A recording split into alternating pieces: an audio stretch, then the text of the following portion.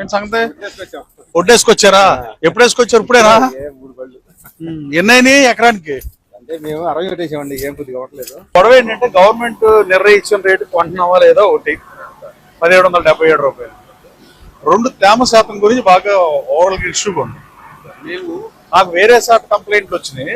అంటే ఎక్కడే ఊర్లో జరుగుతుందో తెలియదు. కలెక్టర్ గారికి చెప్తే కలెక్టర్ గారు వస్తారన్నారు, కానీ నేను ఏదో ఒక ఊరు చూద్దామని మీ ఊరు వచ్చాను.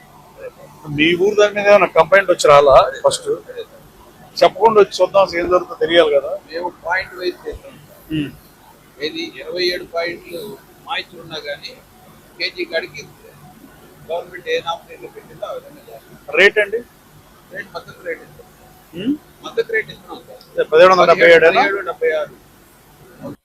ఓ 2-3 ట్రాన్సాక్షన్ 4-5 ఫండ్ ట్రాన్స్ఫర్ ఆర్డర్ అంటే ఏంటమ్మది? పడిపోతున్నాయి డబ్బులు ఏమంటే? మనం నీలి రైతుకు ఫోన్ చేయి. 65 మెట్రిక్ టన్నులకి మనం 65 బస్తాలకు పెట్టాము. ఆ రైతుకి 65 బస్తాలకే ధాన్యం డబ్బులు పడింది లేదా సార్ మాట్లాడు. ఫోన్ చేసి ఎంత డబ్బులు పడాలంటే 61,594 రూపాయలు పడాలి. అంతే పడ్డాయా అంటే వాళ్ళు కూడా అంతే ఓకే చేశారు. రాజేంద్ర ప్రసాద్ గారు, నేను ఎంఆర్ఓ గన్నవరం ఎంఆర్ఓ. నమస్తే. మీతో గన్నవరం ఎమ్మెల్యే గారు యార్లగడ్డ వెంకట్రావు గారు మాట్లాడతానంటున్నారు. మీరు మాకు ధాన్యం అమ్మారు కదా, అది కరెక్టేనా? ధాన్యం ప్రభుత్వానికి ఇచ్చారు, అది ఓకే కదా? 65 బస్తాలు ఇచ్చారు ఒక దాంట్లో. 61,594 రూపాయలు పడ్డాయా మీకు?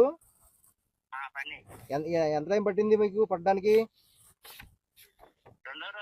2 రోజులు పడిపోయింది. మిల్లర్ ఏమన్నా తక్కువగా ఏమన్నా కోత కోసాడు ఏమన్నా? లక్ష్మీ మారుతి రైస్ మిల్ అతను ఏమన్నా కోత వేసాడా? మీ దాంట్లో ధాన్యం తగ్గించాడు ఏమన్నా? ఏమన్నా తగ్గించారు? ఇబ్బంది ఏమి రాలేదుగా మీకు?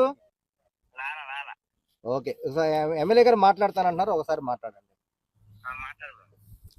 మీరు హ్యాపీనే కదా? మీ డబ్బులు మీకు పడిపోయినాయి ఒక రోజులో. సరే అండి, ఉంటా. నమస్కారం.